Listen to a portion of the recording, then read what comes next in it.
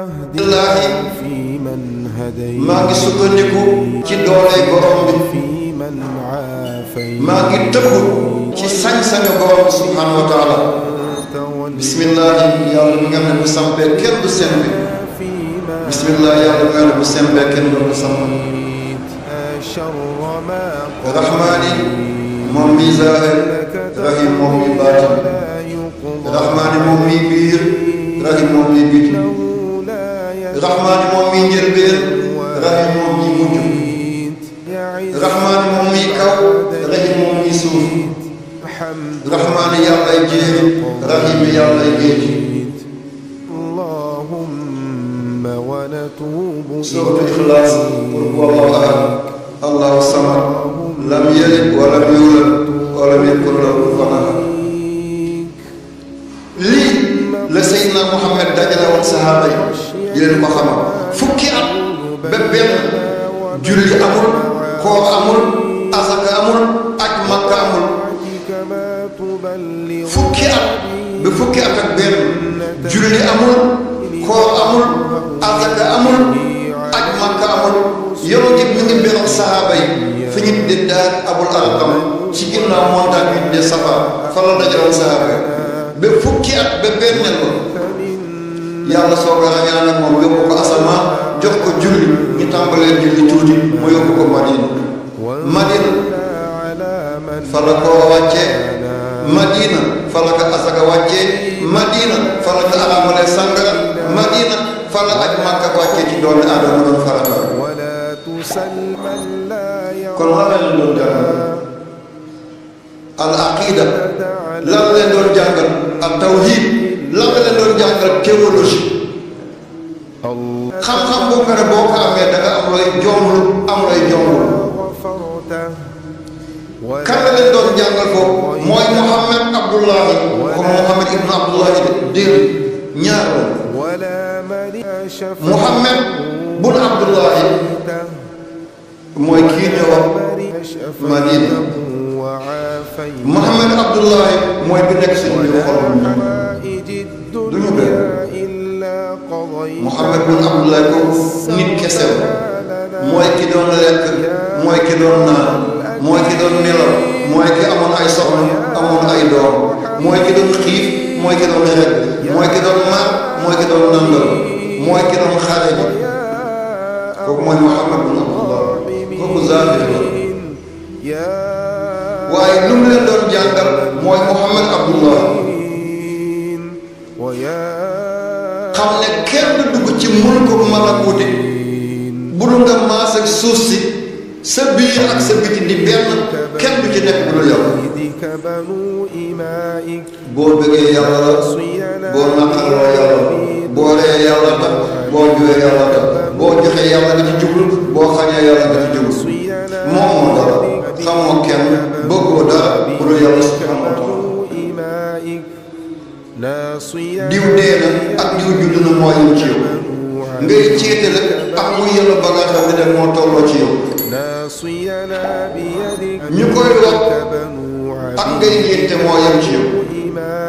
ki la ŋàññ ak ki la sang moo yem ci yow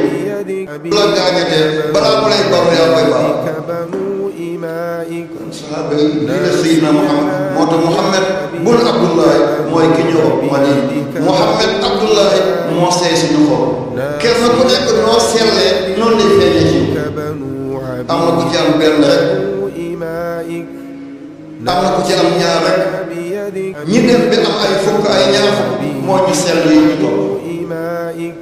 nga xam du ñu fet du ñu karabaani du ñu nafet du ñu jëw du ñu rambaaj du ñu siis du ñu def dara lu bon kenn ku nekk noonu yéegee ci Muhammad Abdullahi la sa sell noonu lay mel looy doy doon tabe yiwe jom mbaa yiw li nit ñi am nga bàyyi leen ko li nga am nga bokk moom li la saxaaba yi doon jàng ba fukki at ak benn ba ñu génne kenn ku nekk nekk candidat moo tax yàlla ne ko kul waxal huwa luy mbir tey mbir ناصينا بيدك عبيدك بنو الله يلا أحد كمل بين لندن عبيدك بنو عبيدك هو بنو إمائك فكك بين ناصينا الله جرم بين فكك جرم بين أحد فكك نيت بولن بولن كتك سكر بنيت كبار غاني بالله هو أحد ويوم لكتو يلوز موي سيدنا kon kenn mënta yegg ci yàlla lu nga jaar seen naam waaw huwa 11 la Allah 66 la mu jox la 77 ahadun 13 la mu jox la 90 te Muhammad 92 la waatal na ci yàlla billahi huwa ahad billahi gis naa ci yàlla foo moom ahadun kenn mu doon la 90 mooy afwaaja yàlla dana àdduna gi balaa nga jeex ñoom ñëpp yàlla xool la fii nii laay afwaaja te afwaaja 92 muy Muhammad am ko am na ko doon coow jamono yi la sëñ bi moom ci calcul la sëñ calcul bu jóge ci àdduna lu fi nekk appareil bi calcul caméra bi calcul avion bi la yóbbu calcul opération bi lay def calcul te Seydina Muhammad moo jëloon loxoom teg ko ci kaw bopp mu aawiya bu Abu Sufyaan papa moo nekkoon gouverneur bu Makka jigéenam ki mbokkal nekk bay Ummu Habiba moo doon soxna Seydina Muhammad te moom secrétaire la bu doon bindal Seydina Muhammad yoon bi teg loxoom ci bopp mu aawiya bu Abu Sufyaan ne allahumma allimul kitaaba wal hisaaba waqil azaaba waj'alhu haadiyan mahdiyan wahdi bihi ne yow yàlla allimul kitaab na nga ko xamal mbind lu ñu bind mu mën koo jàng lu mu bind ñu mën koo jàng wala hisaaba na nga ko jàngal calcul mooy rek waqil azaaba nga musal ko ci safar waj'alhu na nga ko def haadiyan mahdiyan mu jub tey juble bu mu bàyyi moom abada kon xisaab bu jógee xisaab amal ba fànn la xisaab amul ci àddina kon kul waxal huwa luy mbir tey mbir huwa tamit champ la amul delluwaay allahu yàlla ahadun kenn la benn la allah ahadun boobale munta alifa la nakira la kon du maarifa wu da ngay jaar ci yàlla nga xam yàlla loo jaar doo mën a xam yàlla laa yaarifu llaha illa allah fattaxidu fa diinu diinaani imaanu wa shahada ناصينا بيدك عبيدك بنو عبيدك بنو إمائك بولك أحمد أحمد 53 بولك أحمد muy 13 lan la lay jox 66 kon buñ ne yàlla mooy Muhammad mooy yàlla ki xam yàlla wax na dëgg Ahmadu miin bi rek moo fa jóg moo fa nekk ahadu miin bi moo fa nekkul ni nga bindee ahadu noonu nga bindee Ahmadu Ahmadu 53 ahadu 13 ak 53 boo ko boole mooy 66 di Allah kon ñi doon seen dënn man maa yàlla boobu bu yeggee fa mu ko waxee day yàlla ndax kenn nekk ku dul yàlla lii lépp ay masaahib ay feeñ nekk ñu fi yoon jaar nañ fi dara ñu def dara ñu fi nekk kan moo fi ne Allah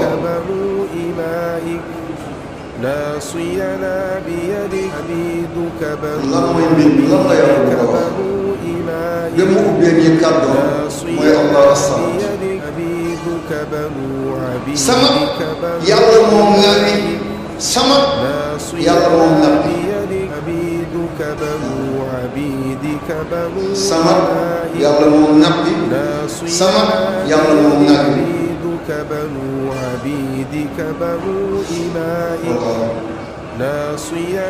yàlla moo jël doom mi ngi ni ci biir yaayam ba muy dugg toqant la bët mënu ko gis dañuy foog ne maniyu moo doon ni doom maniyu ndox mi muy féey la nit jën di féeyee ci biir ndox lii dooni doomi aadama noonu lay féeyee ci biir maniyu waaye doon ni maniyu mooy ndox la bu koy jàppalal mu dem ci li ñu tuddee mimiyat mooy ovule pour tëb ko mu doon doom bii doon x bii doon y bii bu duggee bopp doon góor bii bu duggee génn doon jigéen bu ñaar duggee ñuy ay seex kan mooy def ni sàmm mu nekk ci biir yaay yàlla defal ko jumba mu connecté wu direct ci yow bu ñuy defar yaxam dafay soxla calcium yàlla jafteloo yaay mu dem lekk lu am wex bu demee ba soxla lu wex yaay bi jafte dem di lu wex buñ demee bay defar noppam ndox mi fa nekk dafa wex yàlla def ci yaay mu soxla lu wex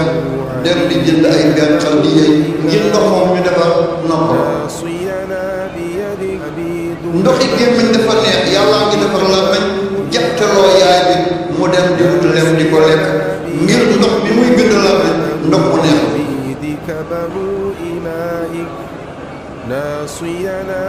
lu nekk sabab nekk ci biir doom boobu di dooleeku bu ko neexee mu judduloo ko ci juróom-benn weer bu ko neexee mu judduloo ko ci juróom-ñaari weer bu ko neexee mu yóbbu ko ba ak sax buy góor bu dee nga bëgg a jublu si sabab daal ko fekk foofu de buy góor dafay suppu jabal buy jigéen dafay nalal suppu jabal mooy demee ci kanam nalal mooy demee ci gannaaw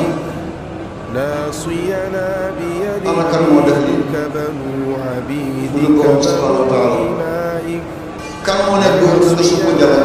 parce que bu daanoo bu gis awra yaayam da koy dëgg yow moo gën a suppu kii jigéen bu gisee awra yaayam jigéen la li nekk ci moom la gisaat maa ngi jëgal doomu jigéen mën na sang yaayam mën na sang bàjjanam ñoo bokk lépp waaye doom bu góor mën na sang yaayam waaye mën na sang baay doom bu góor buy ñëw yàlla suuf jalanoo ko ngir bu daanu bu mu gisaat awra yaayam ngir orma ngir sutura kan mooy def ni borom sàmm buy jigéen mu ngarañ lool mu tëb bopp dem ci ginnaaw tànk bi ñëw ci biir mu wet sàmm dënn yaayam mu soog a ñëw mu ko jaaxal na ñu wàññi dara la nekk ci moom la dellu gis tam sutura jógu fi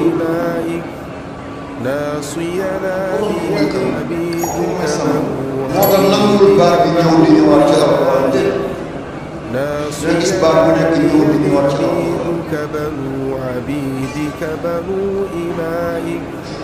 mbokk yi allah ñaata yoon la ñëw ci alquran ñaari junni yoon juróom-benn téeméeri yoon juróom-ñeent fukki yoon ak juróom-ñaar 2697 la ñëw ci alquran baata allah boo boolee yëpp 6 mooy mujj ci mathématique 2697 boo ko boolee 6 mooy mujj ah da ngeen comprendre ci algèbre li ma bëgg a wax mooy comme 66 6 plus 6 mooy 12 1 la ak 6 boo ko boolee mooy 3 kon 66 nekk 3 dégg ngeen explication 66 3 la ndax ñaari 6 la ñaari 6 boo ko boolee mooy 12 3 la nan la nekk 3 2 ak 1 mooy 3 kon 2697 yoon yooyu la allah mu ci allahu allahi noo commencé rek boo dajalee lépp mu doon 2697 boo ko wàccee rek di ko wàccee di ko 6 mooy des 6 mooy des yemul foofu de ناصينا بيدك عبيدك بنو عبيدك بنو إمائك ناصينا بيدك عبيدك بنو عبيدك بنو ñaari junni yoon la ñu ci alquran ak juróom-benn téeméeri yoon ak juróom-ñeent fukk ak juróom-ñaar benn saar moo am ci alquran aaya boo jël allah mi ngi ci aaya boo jël allah mi ngi ci téeméeri saar yi ak fukki saar ak ñeent benn saa rek moo mel noonu mooy suratul Mujaadala qad sami Allah aaya boo jël am na Allah ba ñeent fukki Allah muy secret bu kii 40 ñaari tur yàlla ngay boole bu jox la ko mooy haadi ak waduud haadi mooy gindi waduudu kenn mënul génn kilifteefu yàlla moo tax boo ko defee foog nga am kilifteef boo ko defee foog ñu bëgg la boo ko defee doomu sama yow da ngay tam ci siraatul mustaqim haadi moo ñëw ci salaatul faatiha wala haadi ila siraatil mustaqim haadi 20 la waduudu 20 la ñaari 20 boo ko boolee muy 40 kon 40 fois la Allah ñu ci saa boobu ngeen bàyyi ci ngeen di ko jàng ngeen di ko jëfandikoo seen fitna du leen mos a dominer lu mu si bëri da ngeen ci rëcc lu ngeen di xàccoo bu ngeen ko defee yéen a koy jël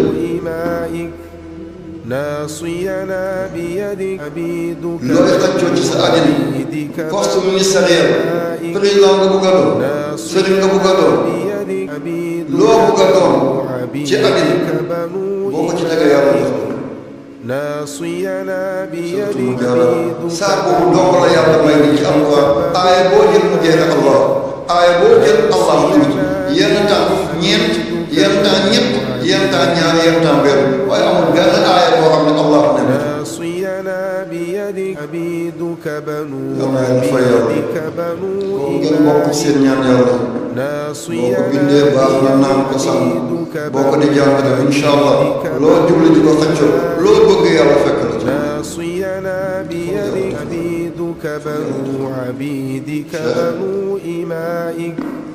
ناصينا بيدك عبيدك بنو عبيدك بنو إمائك ناصينا بيدك عبيدك بنو عبيدك بنو إمائك ناصينا بيدك عبيدك بنو عبيدك بنو إمائك ناصينا عبيدك بنو عبيدك ولم يولد يلا فاتو ci dara ناصينا yàlla dafa sàkk dafa bind dafa melal dafa amal dafa fent ñeen am doomu yàlla déedéet jàlla am sali am na benn borom xam-xam ci àddina bi faatu na bu yàgg ñu ko tuddee Maxime Robinson Maxime Robinson bu ma xeeb ndax ñu ngi judd ay 1915 mi ngi faatu 2004 yàggul faatu li mu bind ci téere yàlla moo ko mën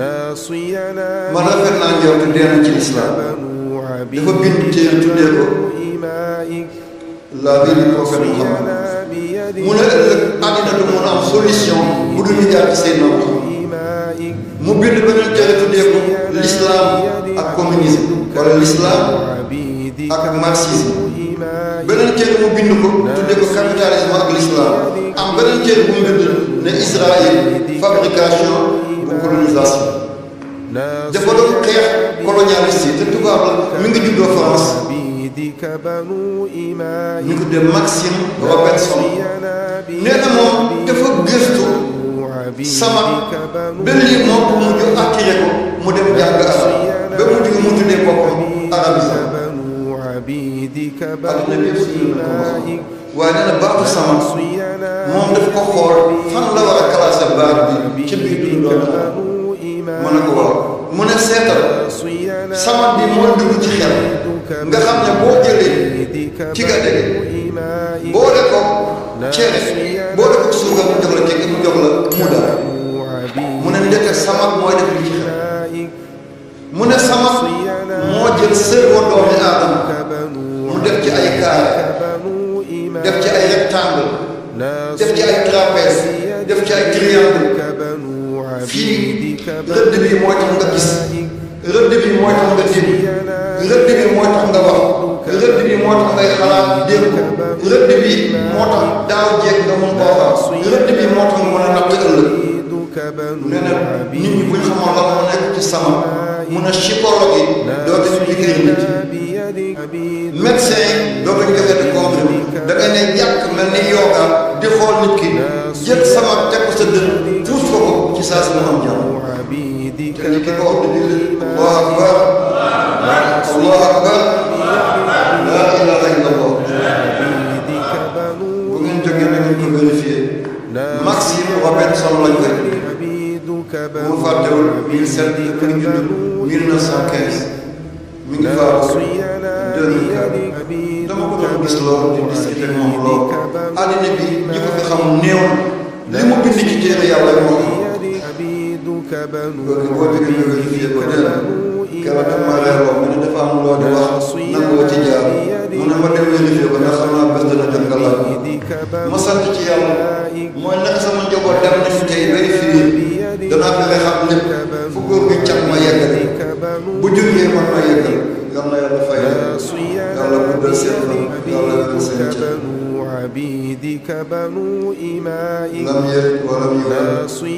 walam yakun lahu nekkul law di ñeel yàlla ku fa am nawle denn ndaw yàlla amul njaar yàlla rek mooy njaar ñu ne lu jiim njaar waaye yàlla mooy njaar ma fawqa shay baatin ma min shay wala si biir mooy cay amul lu ko jiitu mooy faw nga dappet amul lu ko mujj mooy kaw dara tiimu ko moo dara suufu ko loolu na jàppale yàlla loolu la am nga yàlla kenn nekkul yàlla laa ilaaha illallah wa lillahi alhamdu wala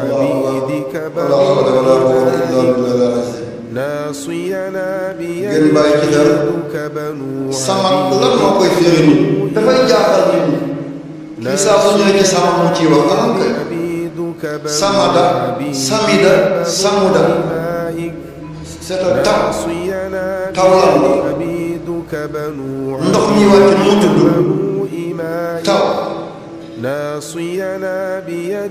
mbonaat bu rëy boobu nu mu tudd taw am na mbonaat bu rëy ba toll ni béjwaar taw la tudd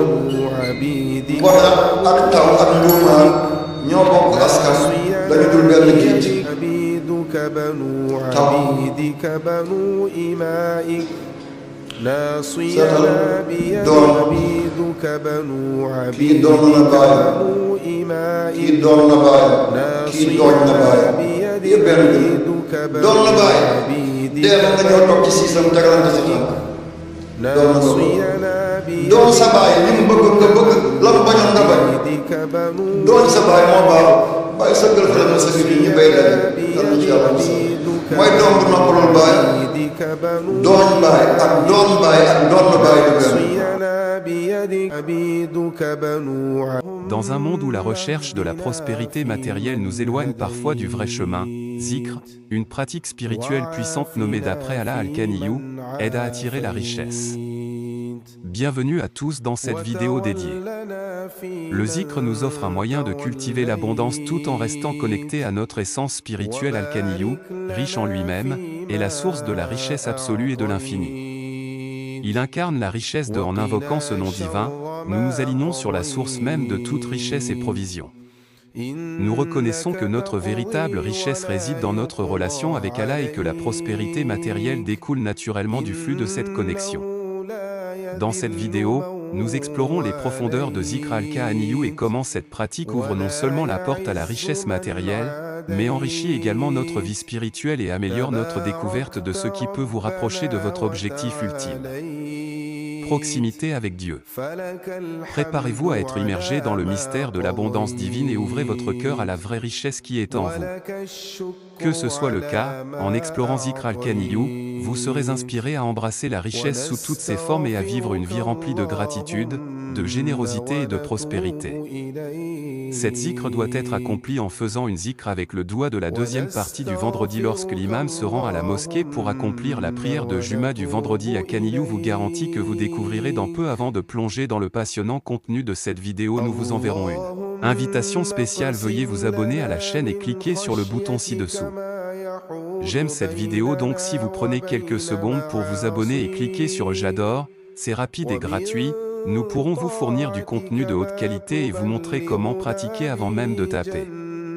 Laissez-moi vous parler des vertus du zikr de Yakaniyu invoquant ce grand nom d'Allah, Al-Kaniyu, c'est-à-dire le nom d'Allah Al-Kaniyu signifie homme riche et constitue un chemin spirituel pour attirer l'argent et la richesse tout en maintenant un lien profond avec le divin Kaniyu, qui affirme que Dieu est la source ultime de toute richesse et abondance.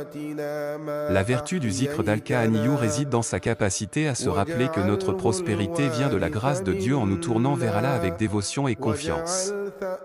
Nous reconnaissons notre dépendance à l'égard de Dieu pour nos besoins financiers et matériels. Cette pratique renforce notre foi dans la capacité de Dieu à subvenir abondamment et généreusement à nos besoins. De plus, le zikr de Yakaniyu déclare qu'en méditant sur ce nom divin, aide à cultiver un esprit de gratitude. Nous sommes guidés par la perspective de valoriser ce que nous avons déjà et de nous ouvrir à recevoir davantage. Cette attitude de gratitude et de reconnaissance crée un cercle vertueux dans lequel l'abondance attire plus d'abondance grâce à la pratique régulière du zikr. Avec Yakaniyu, nous nous libérons également des soucis et des peurs concernant l'argent, nous développons une profonde confiance en l'argent. Allah, en tant que fournisseur infini, nous permet de surmonter les défis financiers de la vie en toute sérénité. En résumé, les vertus du zikr de Yakaniyu sont nombreuses et elles renforcent notre foi, cultivent la gratitude et nous libèrent des soucis financiers, et en intégrant cette pratique dans notre quotidien, nous pouvons tous bénéficier de pouvoir nous aligner sur la véritable source de richesse. Nous pouvons nous ouvrir à un flux constant d'abondance et de bénédiction de toutes les manières. Que notre présence passe au mode pratiqué à la mosquée le vendredi lorsque l'imam fait le vœu. Le khutba, à la fin du vœu, il effectuera la bénédiction. À ce moment vous ferez ce zikr Yakaniyu répété 40 fois, en disant Kaniyu toutes les 10 fois. En français signifie « Rends-moi riche ». Revient explication, nous faisons la Kaniyu 40 fois, mais nous devons faire quelque chose comme Kaniyu. Tout d'abord, dites Yakaniyu 10 fois, puis dites Kaniyu une fois. Répétez Yakaniyu 10 fois. Répétez Kaniyu une fois. Dites Yakaniyu 10 fois et dites Kaniyu une fois. Vous à la fin de chaque tour, faites Yakaniyu 10 fois et terminez par Kaniyu une fois. Si vous faites cela tous les vendredis après fin, vous avez fait Yakaniyu 40 fois et Kaniyu 4 fois. Allah abondant vous accordera l'excellence, la richesse, faites-le avec foi et soyez concentrés.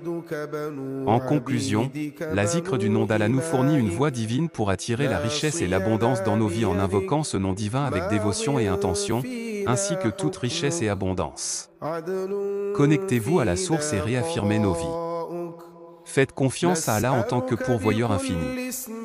Grâce à la giclée de Yakaniyu, nous cultivons un esprit d'abondance et de gratitude en nous ouvrant à recevoir de la richesse sous toutes ses formes. Cette pratique nous libère des soucis et des peurs liées à l'argent. Avec confiance et sérénité,